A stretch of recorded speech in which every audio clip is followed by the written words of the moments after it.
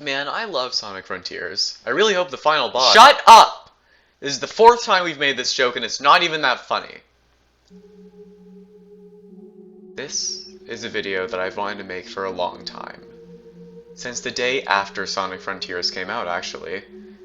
I wanted to do it right, though. I wanted to make sure that I was absolutely sure about this theory before I released it. And now I am. This video is going to be a bit of a long one, though, so it's being split into 2 parts. In the first video, I'm going to go over the end's dialogue and analyze everything it could possibly mean, as well as a few hints at its origin. In the next video, I'll be going over everything we know about the end. And with that, I, with almost certainty, know what it is. So let's start off with the beginner stuff. The end is a lot more intelligent than most other villains in Sonic. It lured everyone into its trap and then used their hero to pull itself out of its prison. It first contacts Sonic after he manages to free himself from cyberspace. It tells him how to defeat the Titans and then break down the doors between dimensions. We know why it wanted him to do this. The Titans were part of the reason it got sealed in the first place. They probably weakened enough for it to be sealed, and even though the end had Supreme under its control, if Eggman, Sonic's team, and the Titans went after it at once, it would still be in danger, so it knew it had to get Sonic to defeat the Titans. It also manipulated Sonic into taking on the cyber corruption in order to free his friends. The same tactic it used against Supreme's pilot. I'll call him Perseus for no reason in particular. So in order to remove him from the battle, this corruption would get rid of Sonic right after he got rid of the Titans and destabilized cyberspace enough for the end to be free. This meant only Tails, Knuckles, Amy, Eggman, and Sage could stop it. While Eggman was certainly a genius craftsman, he couldn't make something fast enough to stop it from destroying the world, even in its weakened state. It was perfect. There was no way the end could lose. Unfortunately, it overlooked one detail. The bond that Sonic had made with his friends, as well as their own spirit, was strong enough to break him out of cyberspace. Once Sonic collected the Chaos Emeralds, he was easily able to defeat Supreme. The End had lost its shield and had no choice but to face him head-on. The End could have easily defeated Sonic at its full strength. It had done battle with all 7 Chaos Emeralds and all 4 Titans before at full strength, and even that wasn't enough to defeat it. Almost an entire species had to go extinct just to seal it. But the End wasn't at full strength at the moment. It was just fresh from escaping its seal. Fresh from hibernation. And even if it had been almost a week since the End had been freed from cyberspace, it was Perseus who really caused it to lose. Perseus not only sacrificed himself to buy his friends time, but he sealed the End to Supreme.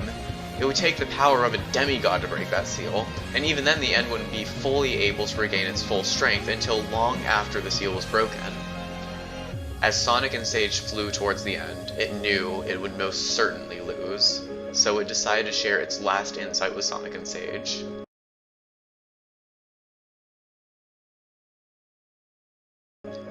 This fight has 2 different monologues, one in the English version and one in the Japanese version. While the English version is considered to be the canon one, I'm also going to look at the Japanese dialogue because there's still some stuff in there that ties up loose ends. Let us begin. Mortal, you have served your purpose. Now face your end.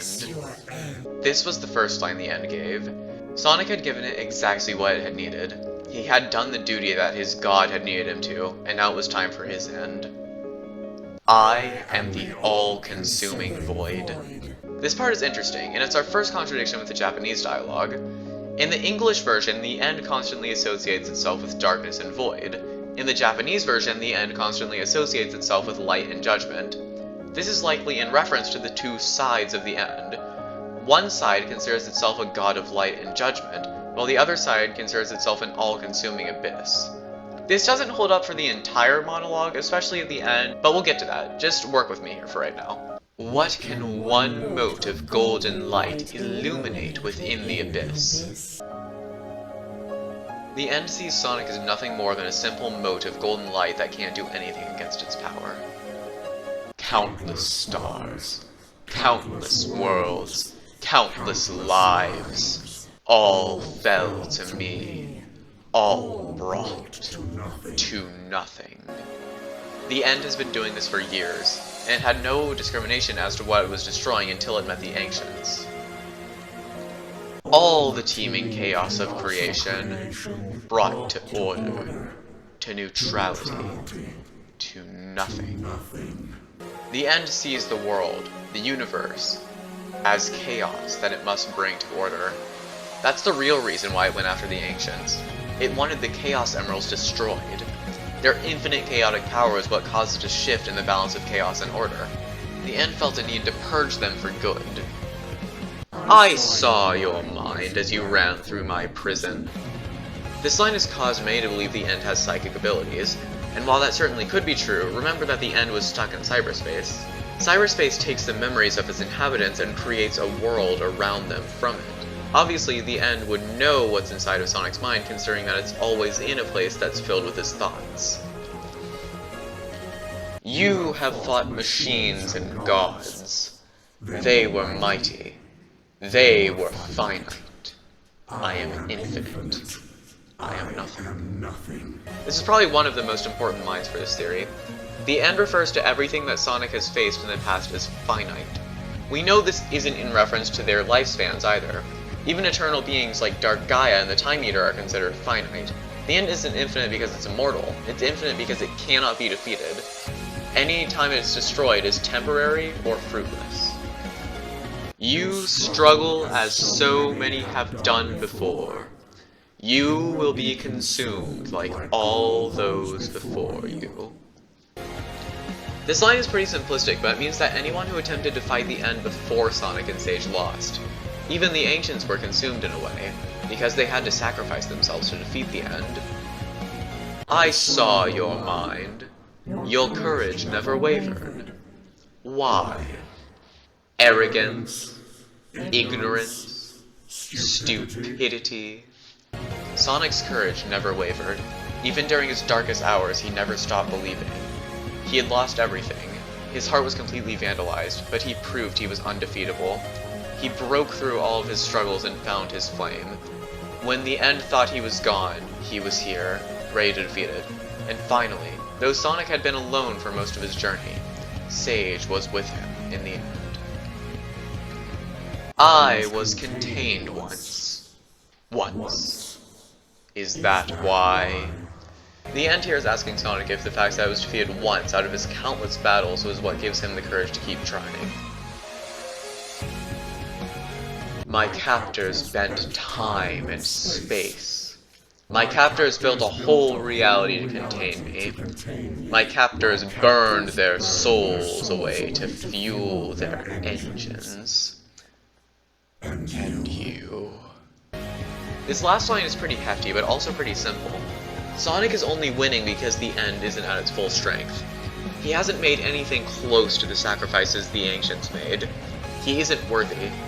I'm gonna leave the English dialogue off here, because the rest of it will only make sense with the context of the Japanese dialogue. I am the orchestrator and arbiter of order in the universe. My light is judgment. I melt all things and return them to primordial dust. The End sees itself as true God. Rather than a complete empty void, it sees itself as the judge of all things that will bring everything to order. Nothing can escape the infinite light. Answer me, little life. The End here relates itself as an infinite being that cannot be overcome. Then it refers to Sonic as a little life, something below it. A life trying to defeat not a god, but its god. Only through my discipline and judgment can life everywhere find peace. Here, we see the End believes that what it's doing isn't a bad thing. It thinks that it's bringing all of life to peace. Many lives are at peace under my guidance. Once again, the End believes that it's doing nothing more than bringing peace to life.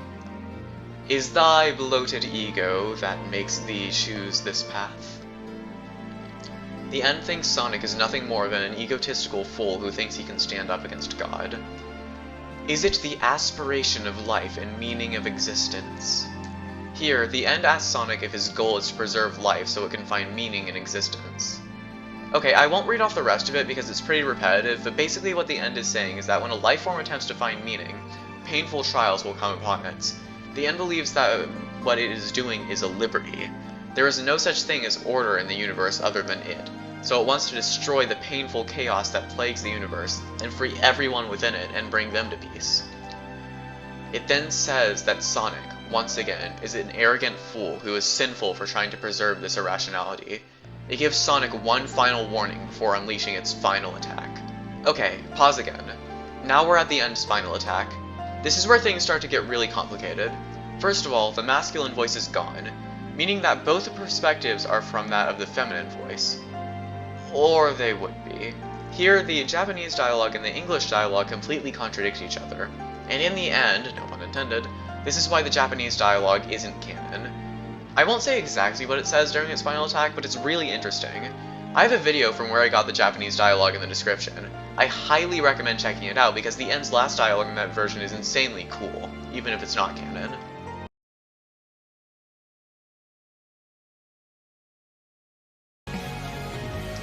For the end's final attack, only the feminine voice talks. This is what she has to say. You glitter, you fly about me like a gnat. The masculine voice is still here somewhat, but he's a lot less audible, so just ignore him. This is once again just the end comparing you to an insect and disregarding you. I am inevitable.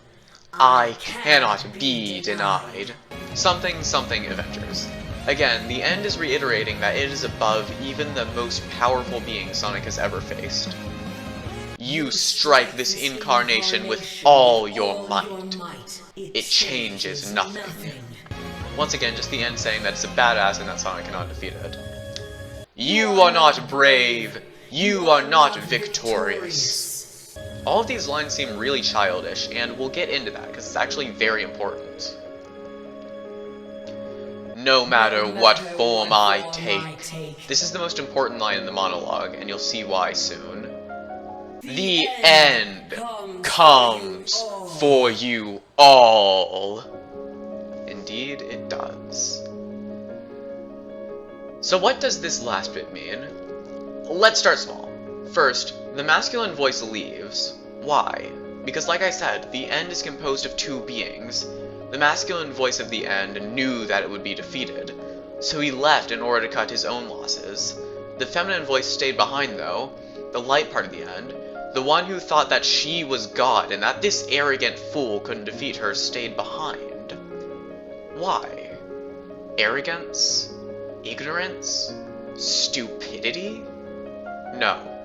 It was pride. She knew she wouldn't win, but she stayed behind and fought anyways because of her own pride. That's also why her dialogue gets so much more childish after the masculine voice leaves. That part of her, the part of her that keeps her pride in check, the part of her that doesn't see himself as God, but just wants to consume all, is gone. Meaning all that's left is a prideful being, still on the level of a god, but weakened horribly, doing everything she can to at least sound powerful in her end. There's one last thing that she says though. No matter what form I take. What does she mean by that? As far as we know, this is the only form the end has ever taken. Unless it's had another form at some point, what does this mean? What are the two parts of the end anyways? We know that they're a spirit of order contributed to light and darkness, but why have two halves in the first place? If the feminine half of the end was the only thing that Sage destroyed, does that mean that the masculine half is still alive? Then who are the two halves?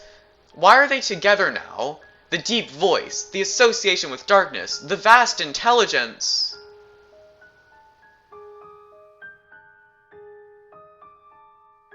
I feel a chill.